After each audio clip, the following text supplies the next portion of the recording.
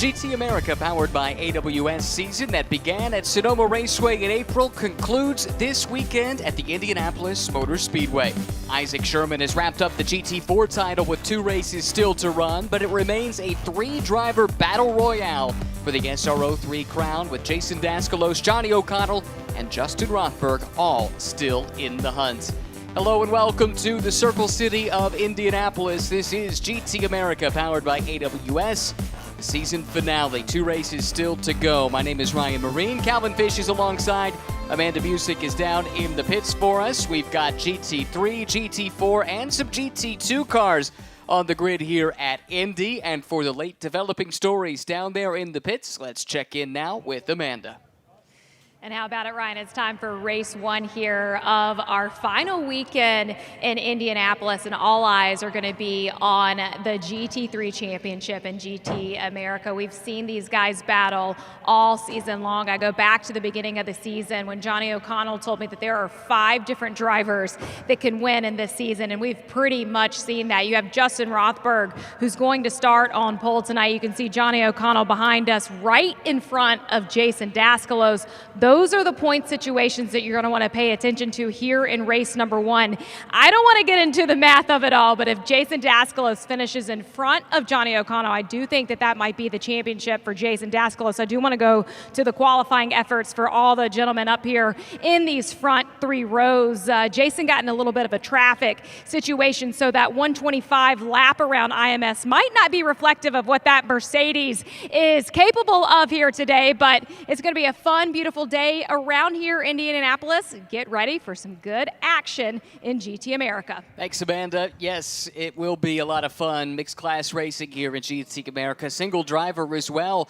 For the last time, as we found out, with some changes coming to this championship, looking ahead to 2025. But let's talk points here, Calvin. 3 drivers in the mix in SRO 3, and it is super tight.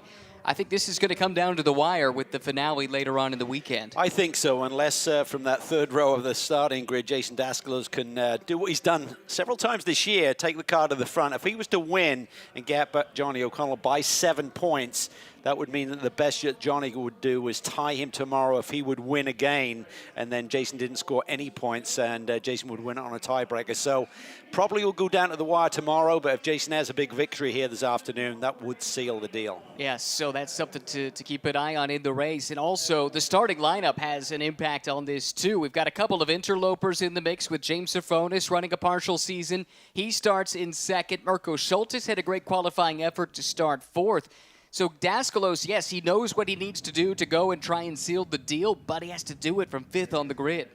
Yeah, and I think the real key will be, does Johnny O'Connell's Audi come to life? We've seen at several races where it seems to take a while for that car to generate tire temperature, get the energy and get the grip and get the lap time. So for Jason Daskalos starting right behind Johnny O'Connell, he's got his eyeballs right on him in terms of his nearest competitor. Justin Rothberg's had a tremendous season. He'll start this race from the pole. He's an outsider in this championship. He's 33 points back. He needs both those guys in front of him to have a terrible weekend for him to have a chance at this time. But he's done what he's needed to do so far by taking pole for this race. 50 points still on offer. The deficit is 33. Of course, having 2 that he's trying to overhaul makes it that much more difficult, but it's been a remarkable rookie season for Justin Rothberg.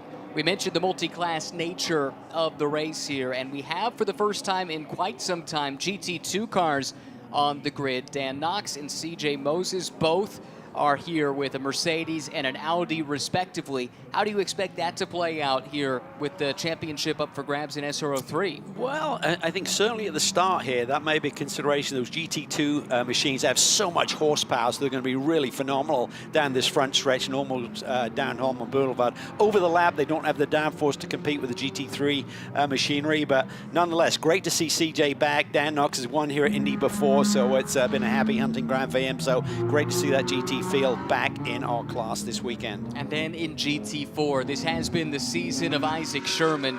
A more impressive rookie campaign I think you'd be hard-pressed to find in all the annals of sports car racing history in this series. So the performance that he's put together, remarkable to clinch the championship with 2 races still to run, and he's on pole yet again. Yeah, by a significant number as well over fellow Porsche driver Kurt Swearingen. Swearingen has kept him honest this year with some victories, but Isaac Sherman, what a year. I spoke to his team yesterday, one of the mechanics said he's just so cool and calm. Many races he's had a big lead, we're just saying slow down. He said, I'm cruising, I'm not even pushing. So that's the talent that he has and the speed that he's had this year. And he's pulling double duty this weekend. He'll be making his Pirelli GT4 America debut tomorrow, and his co-driver is the remarkably impressive Miles Rowe, Indy Next driver and reigning USF Pro 2000 champion going back to 2023. So looking forward to seeing those 2 drivers both debut in that championship for the Rotec Racing team.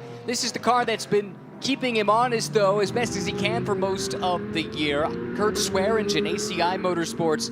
Kurt had a great middle part of the season to stay in the mix, but ultimately the start that Isaac put together was too much to overcome.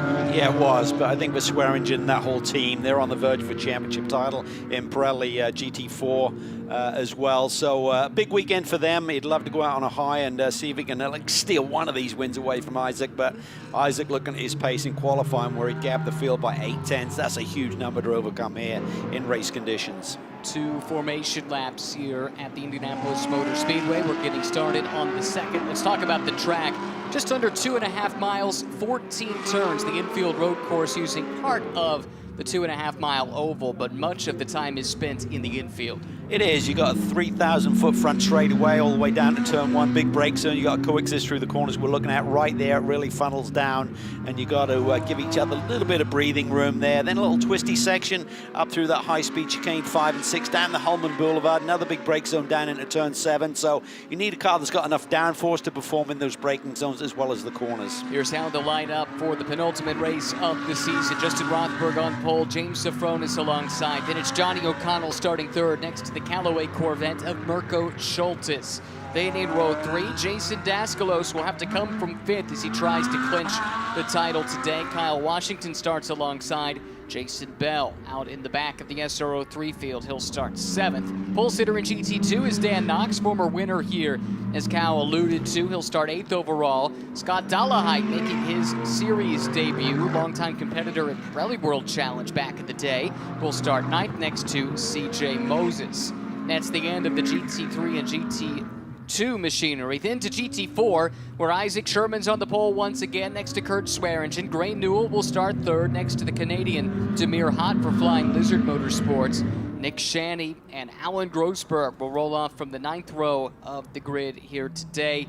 And in row number 10, Alan Teo making his debut next to Tim Savage, who is switching to a GT4 car. They had a fire on their GT3 Aston Martin. The team is based here in Indy, so they ran over to the shop, hauled out the GT4 car Tim raced last year, and they prepped it. Hopefully that car is ready to go. Would love to see Tim get to take part here in this race today. The field in good alignment. Justin Rothberg, the Rova Pole Award winner. He'll have James Safronis to his flank. Tom Hansing up at the flag stand. He's flagged Indy 500s. He's the flag man all season long for Fanatec GT World Challenge America and the rest of the SRO3 field. It's a good alignment into the acceleration zone, the VP acceleration zone, and Rothberg gets a good jump. O'Connell, that car coming to life here in the early stages. He might be up into the 2nd spot, but Safronis won't let it go easily. Safronis late on the brakes, but he can't get it well down in time. That's going to cost him a number of positions as Schultes is up to 3rd. Yeah, I don't think he had the grip there to get that late on the brakes. Probably gotten into the ABS. That takes braking away. That's why he ran wide. Then he's got Kyle Washington right to his inside in another GMG car. That's his teammate, right, exactly. But those two do get it sorted out. Daskalos, importantly for his championship bid, is up into 4th. Here's the GT4 start. On pole, it's the blue Porsche of Isaac Sherman. He's able to consolidate the advantage, but look at Demir Hott, very aggressive on the outset here, gets to the flank of Kurt Swearingen, but can't quite stick next to him. Swearingen looks like he'll fend off that challenge, and the fight is now for 3rd and 4th with Gray Newell taking the spot back from Demir Hott. Yeah, really nice bold move there by Gray Newell, just very decisive. I like that. Moves the Aston Martin up into P3. Nice clean start to the first race of the weekend here on Indy 8-hour weekend, of course. Busy couple of days of racing and so much at stake, with championships up for grabs in multiple series and multiple classes within those series. At the end of lap number 1, it'll be Justin Rothberg, the pole sitter, coming around to take his turn across the yard. Bricks out in front of this field. The lead is nearly 1 second over Johnny O'Connell, who's made his way up into second place. Probably going to take us 2 or 3 laps to really evaluate whether O'Connell's Audi does come up to speed quickly. It's been a bit of a bugbear for Johnny. Always having to come from deep in the pack sometimes to get those big podium results. But right now, he's running well. 2 positions ahead of the championship leader, Jason Daskalos. Through the chicane for the second time at speed. Rothberg's first lap was an impressive one, and he's laid down a new overall best opening sector here on lap 2 as well. O'Connell does not look like he's closing in. In fact, the challenge might be coming from behind in the form of the German Mirko Schultes. And I saw Daskalos there through turn 6 get very wide. I spoke to him yesterday afternoon. He said, we're struggling with understeer in this Mercedes, but he said, we've been able to turn things around overnight before. They're looking to do something here. They've got to go after Johnny O'Connell. However, they know it's not that important. Just keep it close, keep the points close, and have a good solid day tomorrow. The champion will still be theirs. They'd love to seal it here today, but the way things are shaping up right now, still a lot of time on the board. Not looking that way. You can see the understeer in that 27 machine there. Seems to be fighting it a little bit, getting that front end to turn. The weekend started on the back foot for Daskalos and that number 27 CRP Racing crew. They were dealing with some mechanical maladies that cost them quite a bit of track time. Yeah, they had a fuel pump issue yesterday. They traced it down to a wiring harness, so I believe that piece was changed last night. They've got to have 100% reliability this weekend. They don't want to lose the championship due to technical issues. So looked like Nick Short and all of the team there were working hard to make sure this car is 100% for the races here this weekend. So much on the line, and for Daskalos, he's been close each of the past few years. He's been the runner-up in this championship. This could be the year he breaks through. He's certainly had his best run of consistency start to finish. In previous seasons, the highs were always really high, but there were a few too many valleys to go along with those peaks. Yeah, now it's been a tremendous year. I think he's really gained a lot of confidence. He's driving well. Nick Short and the gang have done a great job there with CRP in terms of getting this car dialed in. They know the Mercedes platform very well. And now it's all just about executing this championship finale weekend.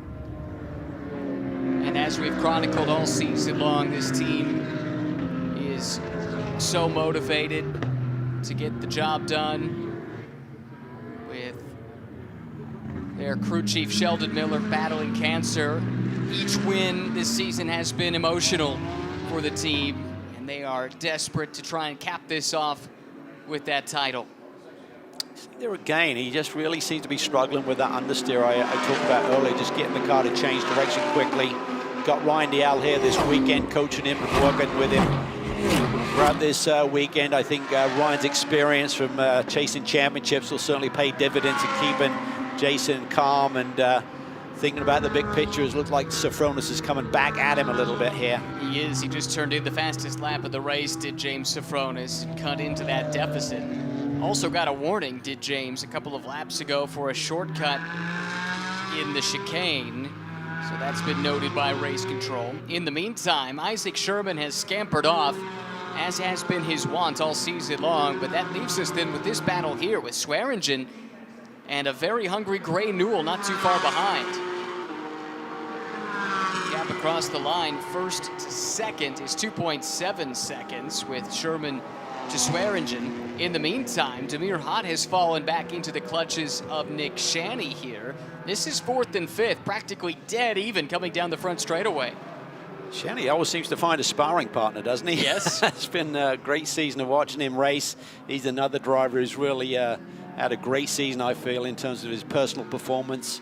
Learning the ropes over the last 3 seasons. He's done a nice job now and seems to be comfortable running in the mix like this. Getting plenty of seat time as well between GT America and Pirelli GT4 America. There he has Chris Walsh, the champion-elect in the touring car TCX class, as his co-driver for the second half of the season. Great shots here coming through the first couple of corners. Justin Rothberg continues to lead. The gap across the stripe was just under 1.5 seconds. think the good news for Johnny O'Connell is that Audi did come alive a little bit quicker than we've seen on previous race weekends. So he's got the experience to sit there. He'll love seeing that Daskalos is a couple of positions back, and the fact that Schultes, even though he's keeping the pressure on Johnny O, is certainly not fading, allowing Daskalos to get on that final step of the podium at this stage of the game anyway. And then you got Sofronis, a fellow Audi. He can certainly play a part in this championship picture as well if he can get around Daskalos and gap O'Connell back to Daskalos that little bit further. James has not run every race this season, but he's been a fixture on the podium. In fact, 4 podiums in 6 starts this year, including a win at Road America, a long-awaited win. He told us that he's won at least once in every year of his professional racing career, which goes back 3 decades. And he was starting to get nervous. It wasn't going to happen this year. He was getting extra pressure from home as well. His son Jensen kept hassling him. Dad, when are you going to win one of these races? Yeah, it's a great, I love the way that James goes about his business, about his racing. It's his customers first. He's got such an extremely successful business that he operates, but he's also gets the job done when he gets behind the wheel and loves these race weekends. It just kind of takes all the pressure off. He can focus on the driving, and he's trying to recover here from that little moment he had down in turn 1 on the opening lap. And he's got the pace. He's been able to hang right there on the back of Jason Daskalos. Let's get more on the James Sofronis story now with Amanda. Yeah, Ryan, one of the other things that I love about James Sofronis, if you go back 4 years ago, James was a big proponent of kicking off this GT America series and has seen this evolve throughout his business, as you guys were saying. But what I love about what we see in GT America is a lot of drivers use this series to double up on their weekend. We'll see some of these drivers race in the Indy 8 Hour this weekend. We'll see some of the drivers in the GT4 class race in that Pirelli GT4 race 1 and 2 that we'll see here this weekend as well. But for James, a special weekend for him. Jensen is back racing in the Toyota GR Cup, so a busy weekend for dad and team owner. Catching some traffic here, and that makes for an interesting moment, the overlap between the 2 classes. Thanks, Amanda. And yes, I know that is so special for James. He's very proud of Jensen and the racing that he has done. And very young, what, 13, 14 years old, running in Toyota GR Cup, a super strong field of cars, but he's done a really good job in limited opportunities. That overlap in traffic once again early on in this race. Big move down at the inside there for Daskalos. That's the advantage of the ABS brakes. When you get in on a line like that, you just pound the pedal and let the systems take over. As long as you've got enough real estate to work with on the exit of the corner, you can make that work for you in traffic situations like that. Rothberg looking super comfortable out front like we've seen many times this season.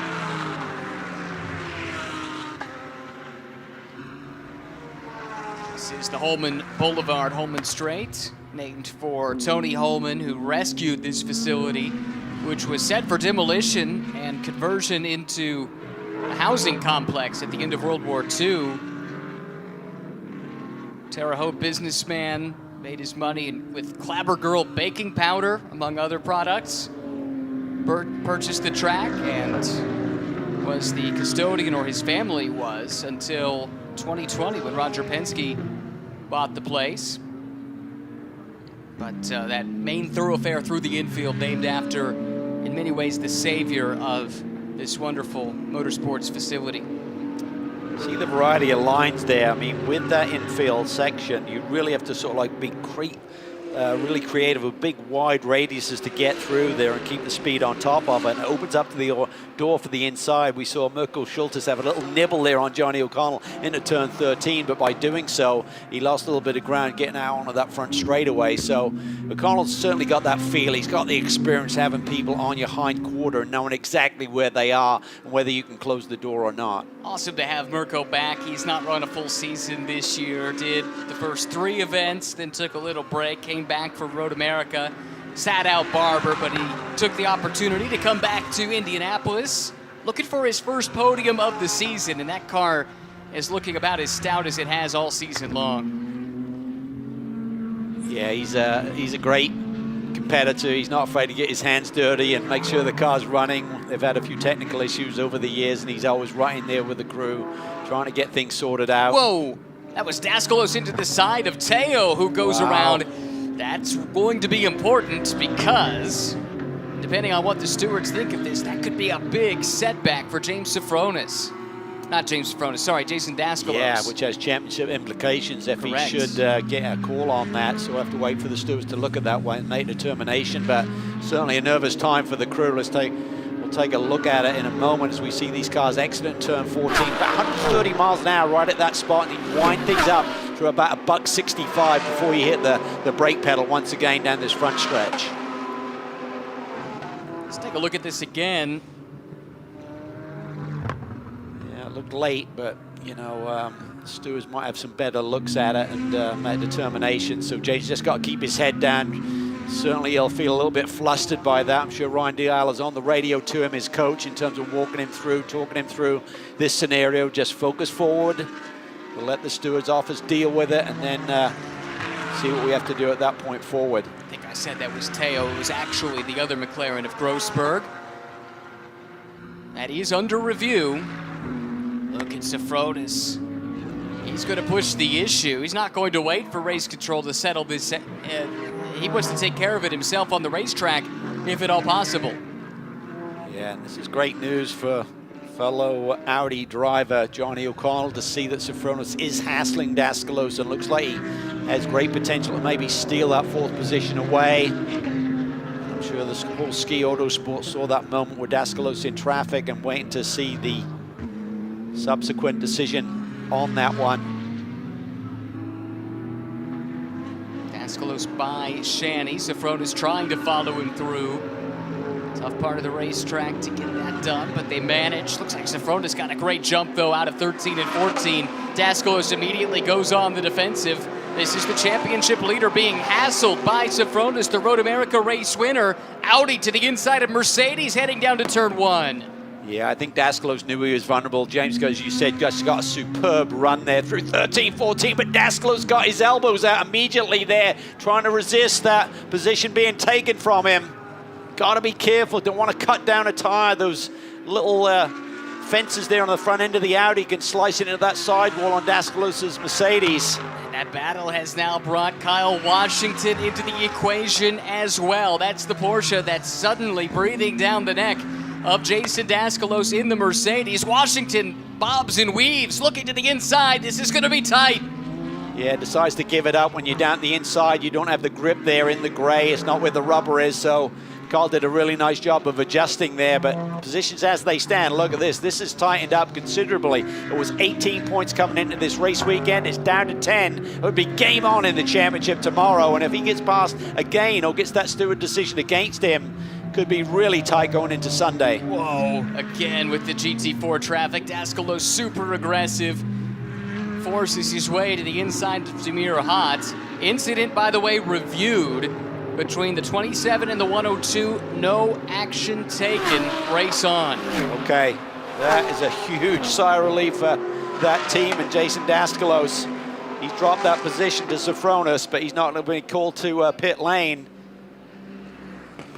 Crew Chief Sheldon Miller in the background there on the radio with Jason. Sheldon is really who this team is racing for here this year. So much emotion in that team. Anytime they succeed, they dedicate the victory or the podium to Sheldon and his continued cancer fight. But right now, the troubles are not done for Jason Daskalos. Kyle Washington still looks fairly threatening, although he has lost a little bit of ground in traffic as of late. Connell, as we suspected, his car's got a little bit stronger. He's eased away from Merkel Schultes, maybe a better run through traffic as well.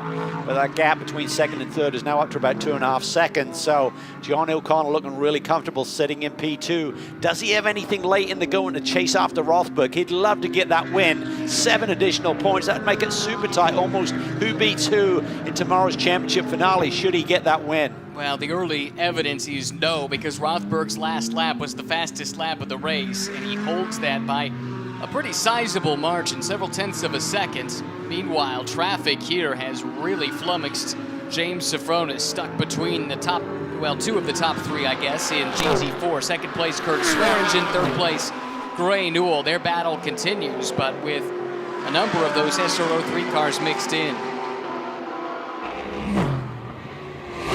Great to hear these cars thunder down this front stretch, echoing those beautiful sounds of these motors through the grandstands here.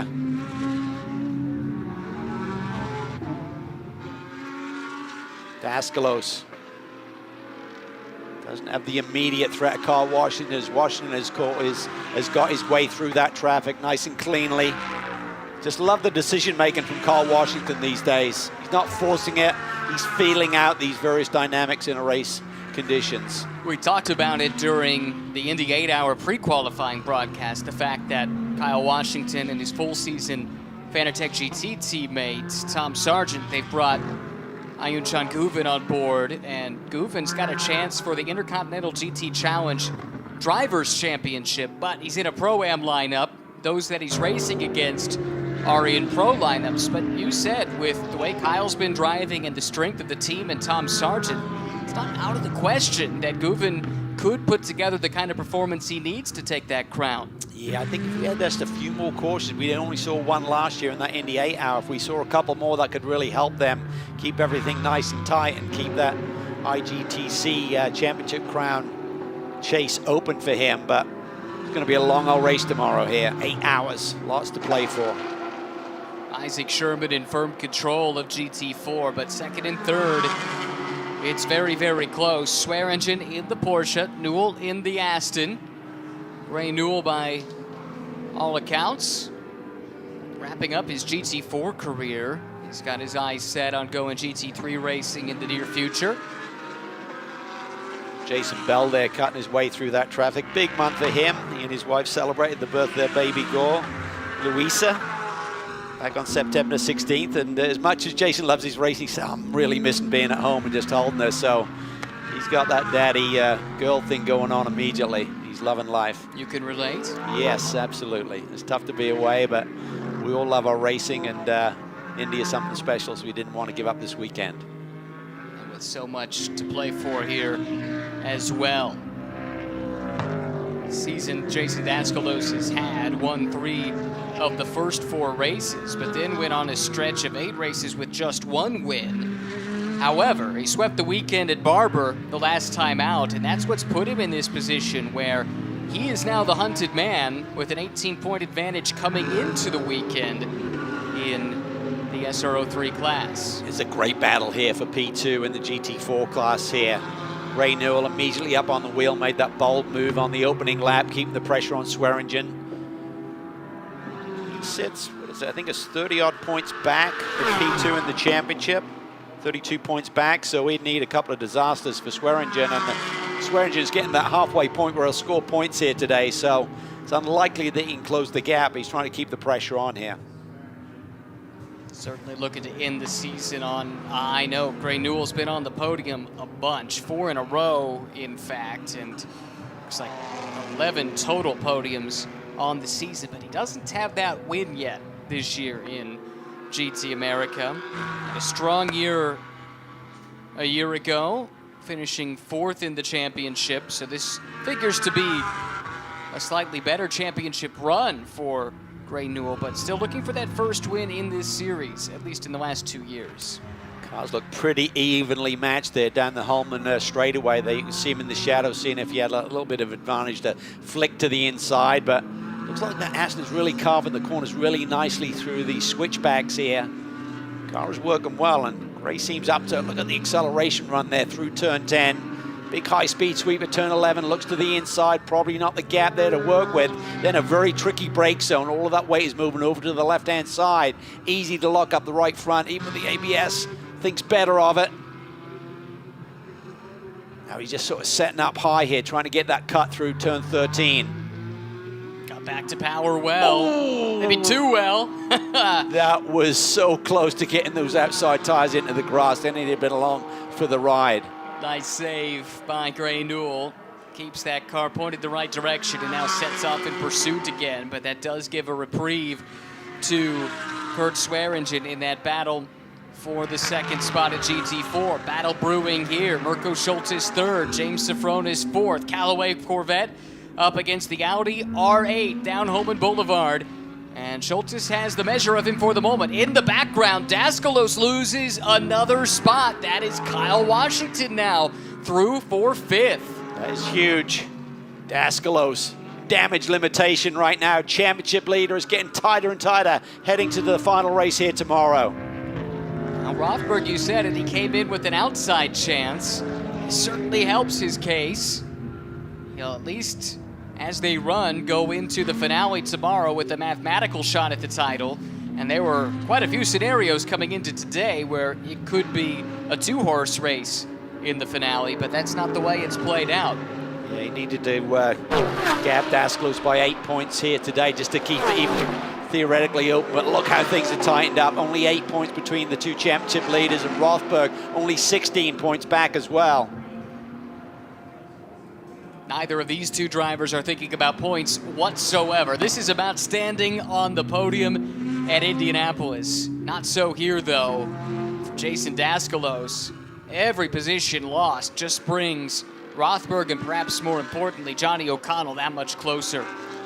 Yeah, and this is where it's really key for Nick Shaw and Ryan Dial to just get on the horn to Jason Daskalos and just talk him through this difficult race that he's dealing with here. I don't think the car's in its sweet spot. Amanda talked about him catching some traffic and qualifying to start this race on the 3rd row of the grid, but the car just doesn't seem to be sharp to me. It's not carving the corners. He's fighting, I think, still was a little bit of understeer in that Mercedes. Johnny O'Connell running a bit of a lonely race here after the first 5 minutes or so. O'Connell, 2nd place. Let's hear about how his race is going with Amanda. Yeah, I just wanted to give you guys a little bit of a race report on Johnny O'Connell, hearing from the team that the car does have good balance and they expect it to get better and better as we get to the final minutes of this GT America race. But I also heard that the biggest update from down here was no argy-bargy from Calvin. That's been the report over to Johnny O'Connell for today, guys. Oh boy. My worst nightmare has finally arrived. I knew that existed in Phil Creighton's shop somewhere. Oh, Safronis to the inside, trying to take 3rd spot away. This is really tight.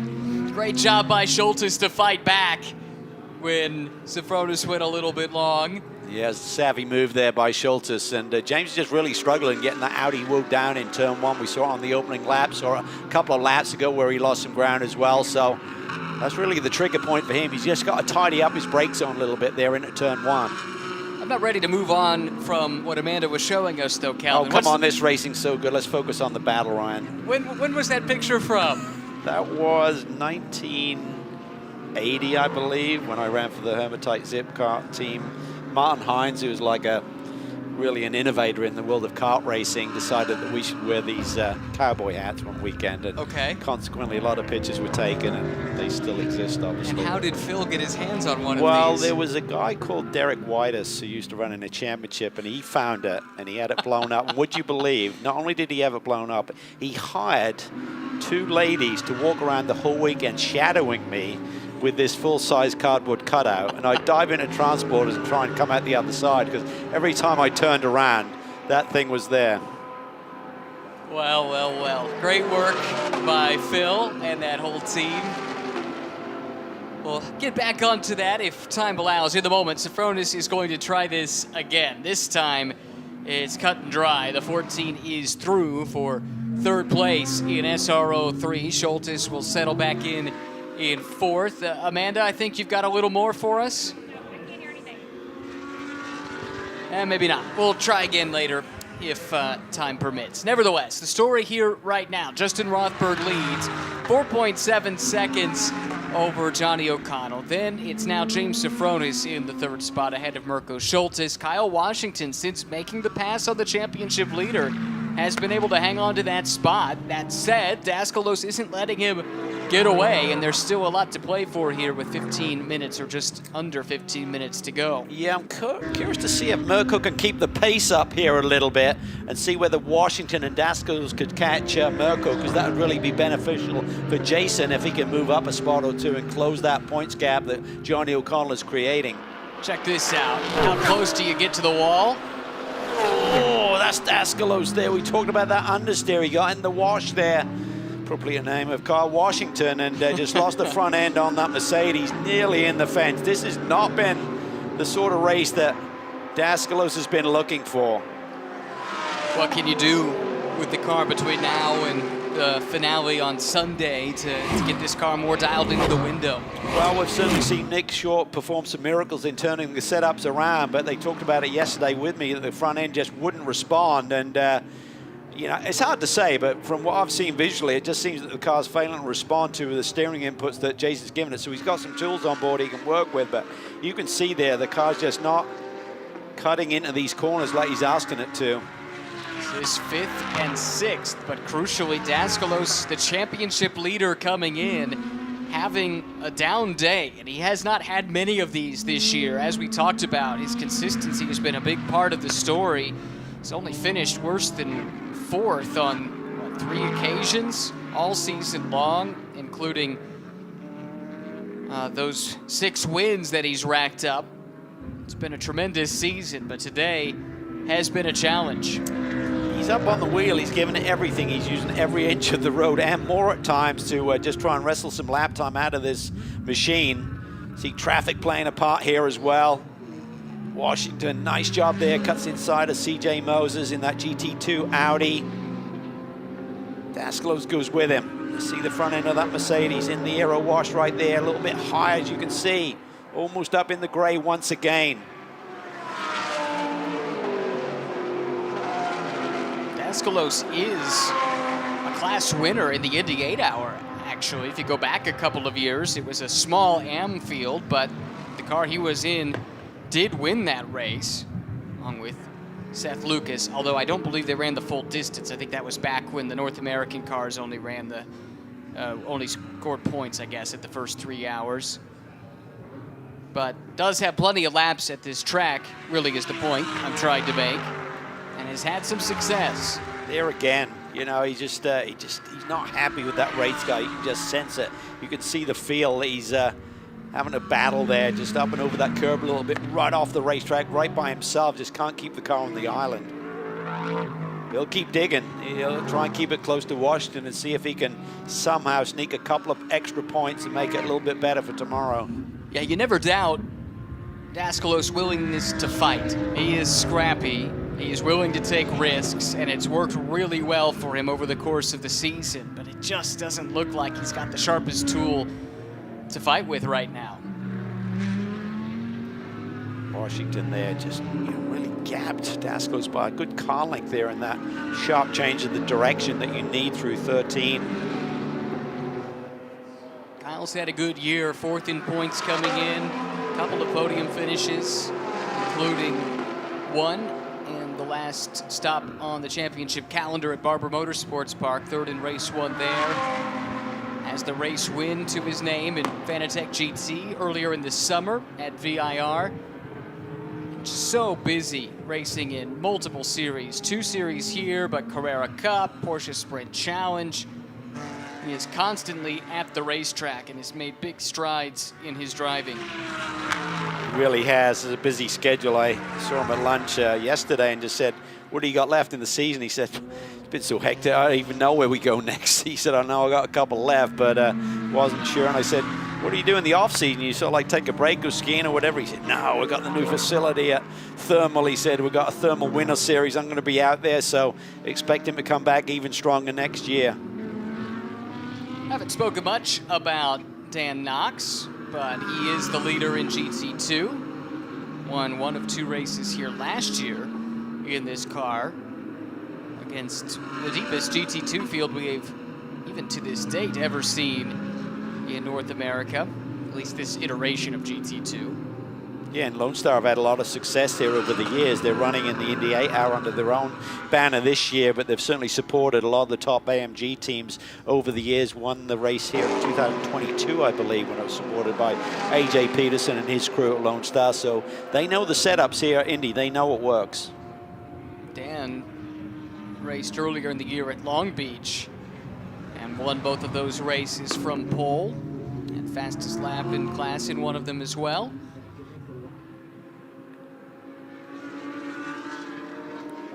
Daskalos just working the tools.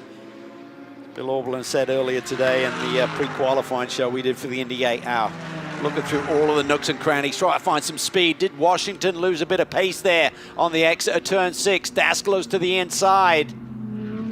but not close enough.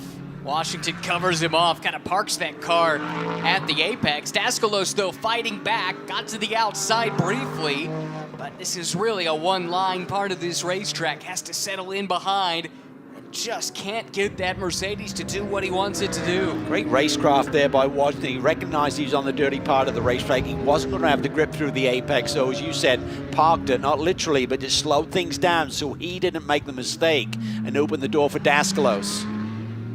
Have some traffic to contend with. McLaren is Teo making his debut.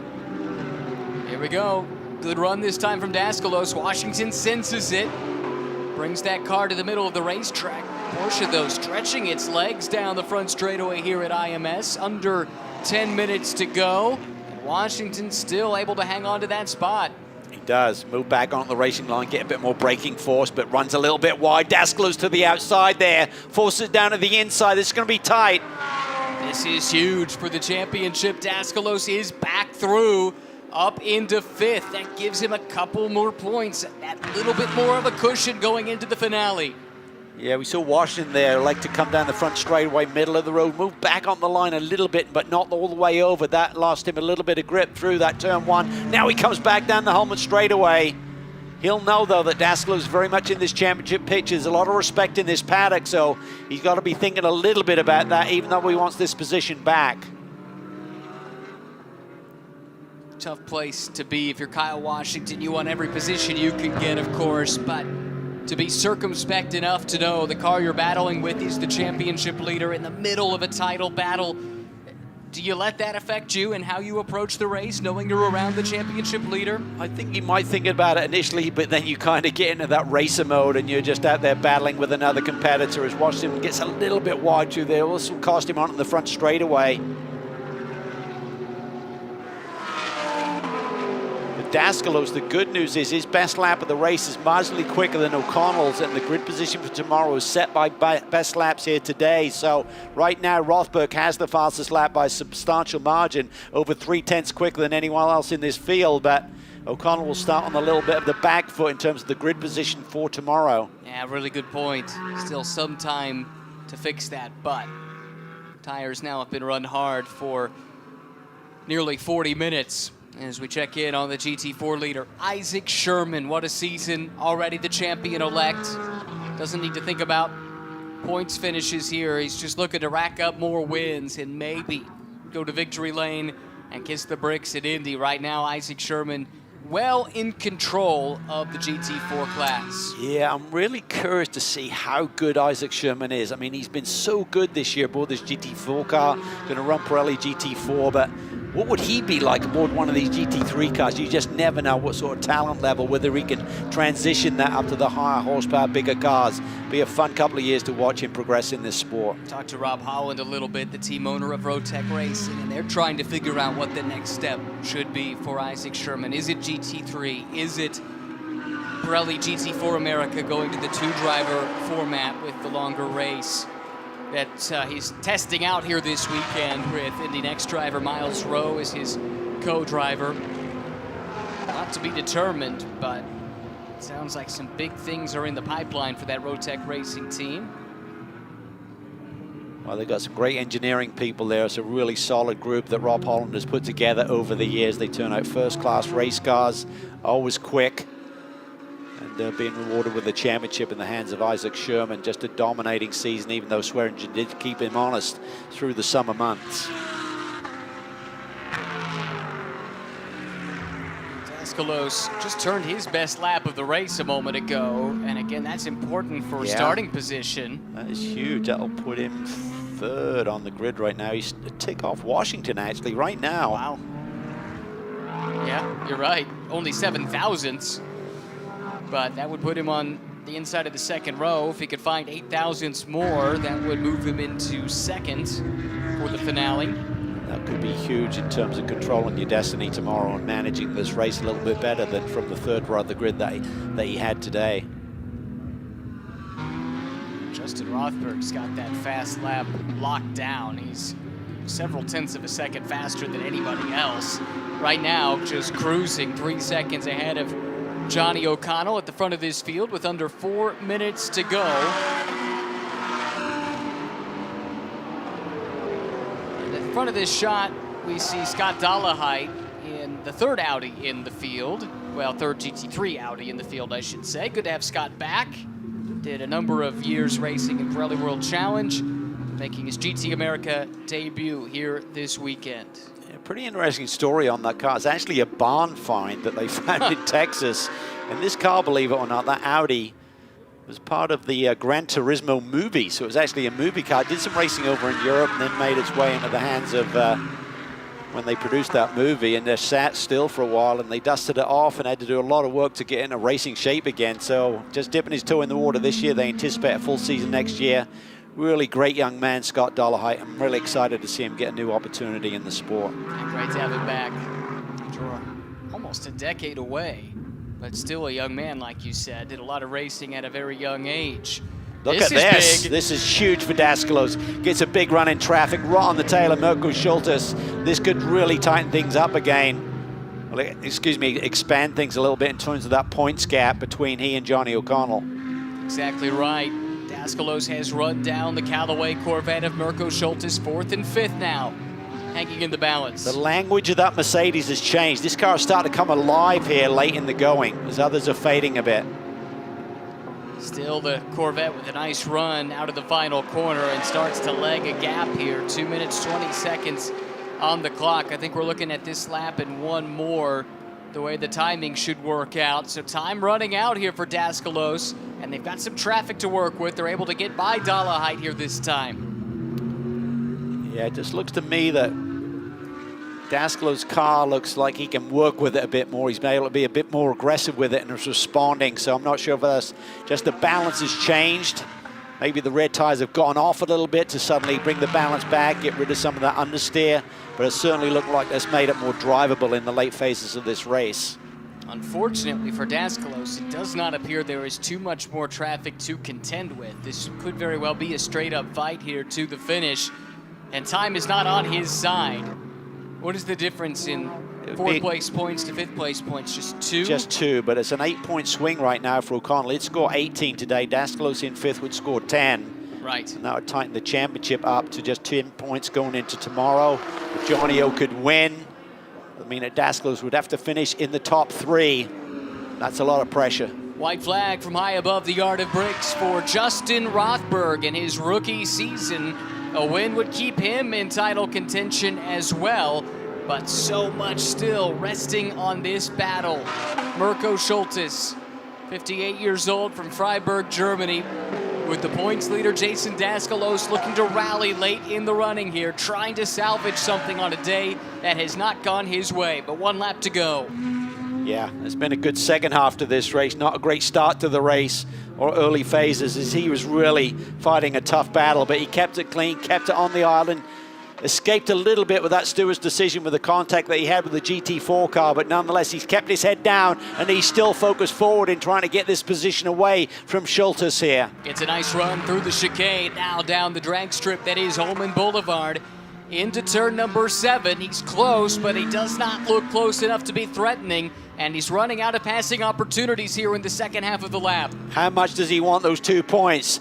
Does he carve over some of these curbs and trying to slice inside of Mirko here? Turn 2, that's the opening. Mirko's savvy to that, closes the door immediately, did not open up the hands like he normally would. He's making it tough on Daskalos, but Daskalos is right in his shadows.